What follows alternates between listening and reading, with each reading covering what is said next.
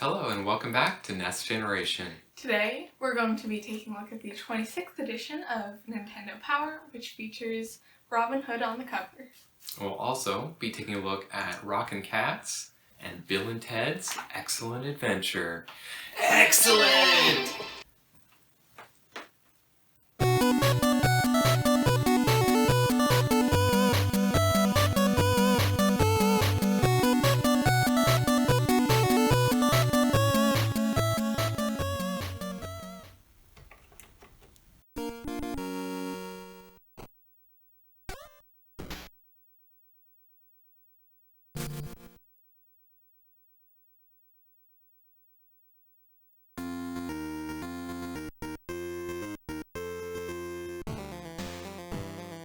First up in this episode, we have Robin Hood, Prince of Thieves, from Virgin Games in 1991, an action-adventure game with RPG elements based on the movie of the same title. It had some variety in the gameplay. There was like a top-down, seemed like the main mode that you were playing in. Right, and then whenever you'd encounter the kind of boss of the section, you'd hit a duel, which is the side view. Like, you really had to get the timing right. In the very beginning, you don't know how to get the timing right, and at first you think that you could like bend down and hit them from on top of the table. At least for the first one, there's a table there, and you think because you can crouch down and stuff, but you aren't able to swing while crouched, so you don't actually end up hitting them. It seemed like you were having trouble on that first part when you had to jump either over the top or make it down off the table to actually be in front of the enemy so you could hit him. Right. But you did get it eventually and were able to defeat the boss guy there. Yeah. We didn't get too far into the game, so I assume those are fairly common as you're going through. Yeah. But we only saw the first one.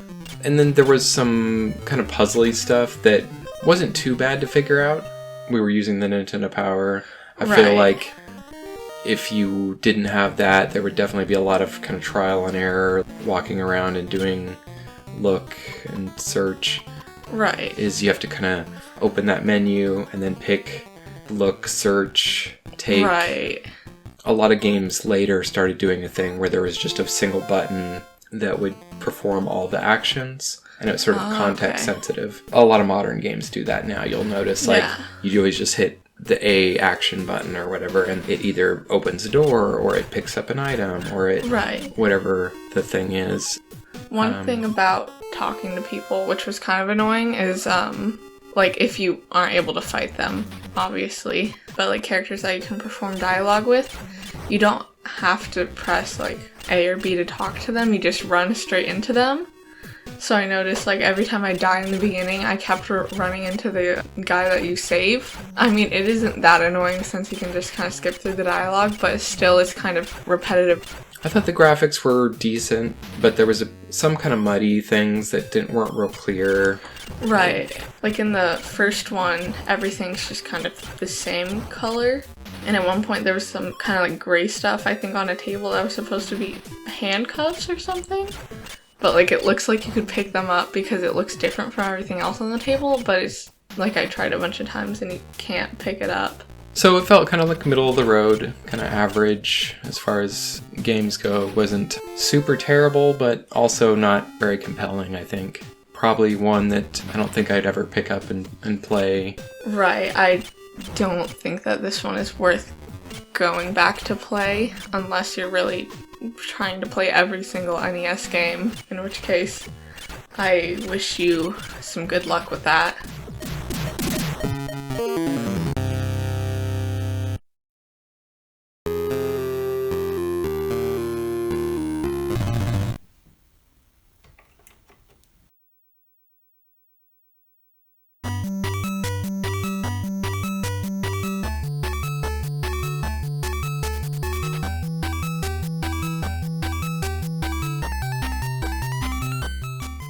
Our next game is Bill and Ted's Excellent Adventure from LJN in 1991. It's based on the popular movie from around that time. Unfortunately, the game doesn't live up to the hype of the movie, as few movie tie-in games do. This one is especially a letdown. The general story is these time rebels have moved historical figures around in history. You being Bill and Ted have to travel through time and get the historical figures back to their correct locations. What would you say is the worst thing you saw in this game? Oh, well, it is a game. There's a lot of things to talk about here. One of the clunkier things, I guess, was the controls. Like, if you were walking on the path, you couldn't walk onto the grass. You had to jump. One thing that was really odd to me is that there was some grass you could walk on, but you couldn't walk from the path onto the grass. Right. But sometimes you would get onto the grass and you could walk on it. But you could jump from one spot on the grass to another spot on the grass, which was really weird.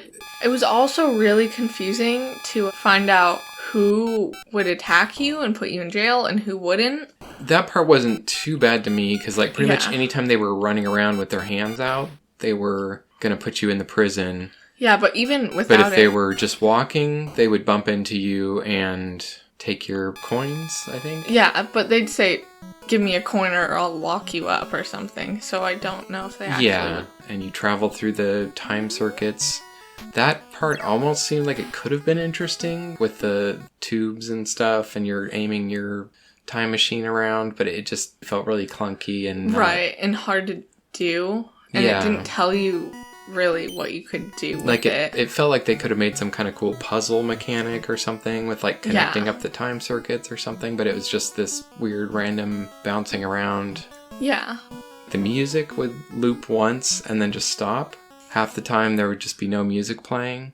The map was really repetitive and like hard to know where you were. Especially like the first few times you got sent to the that was jail. You just really totally confusing. lost like where you were on the map and had no idea where to go. And it just didn't feel like you had a good intuition for where things were, or like people would say, oh, so and so is to the west or the north, but it's in like an isometric view, so it's like tilted and there's no indication of what direction is north or west or east. So even though there were attempts at kind of giving you clues, they didn't really help you. And then one of the biggest things to me was you literally had to like jump and bump into things. Yeah. To search them. So I feel like to actually like play, when we only knew that because we were following the Nintendo Power. Right, and, without the Nintendo Power. Went to that area knowing, oh, there's a bait here somewhere. But otherwise, you would have just spent hours, like, randomly hopping into rocks and trees to find anything. It just was not well thought out at all.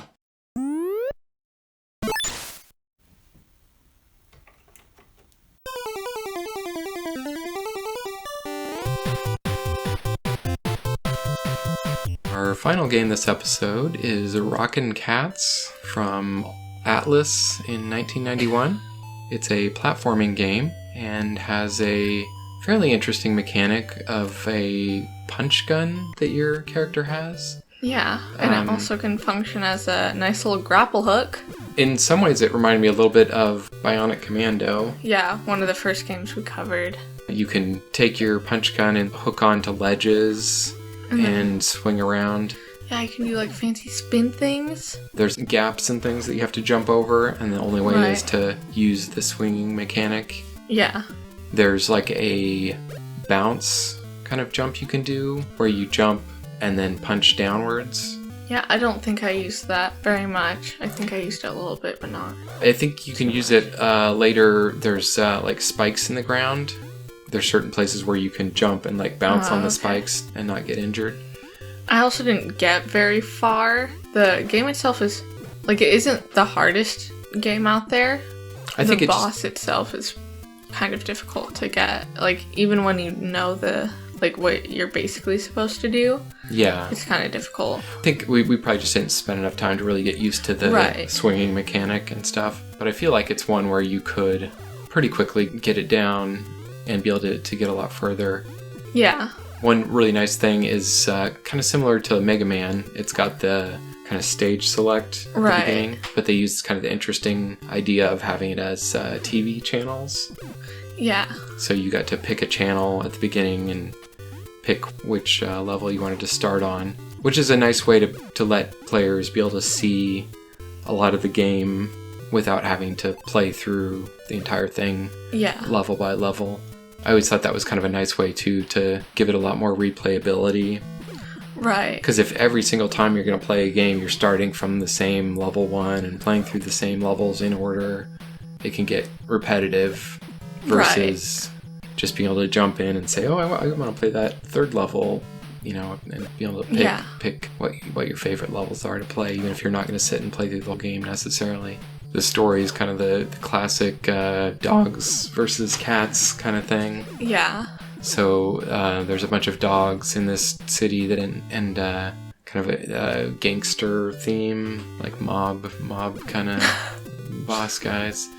But they keep capturing your cat girlfriend, and so you keep having to rescue her. You can buy upgrades for your weapon as you go along, so there's some different mini games and things that let you earn more money. I did see, as I was doing some research, there's some nice ways to kind of farm the coins in the levels, so you're not having to like save up for a super long time to get certain items. You can just kind of walk one forward screen, kill something, go back, you know, back and forth kind of thing, and just earn tons of coins, and then that's nice. Enables you to quickly buy some of the cool upgrade items. But yeah, I think this was definitely an enjoyable platforming game, and I think one that I'll probably try to spend some time and go back and play a little bit more.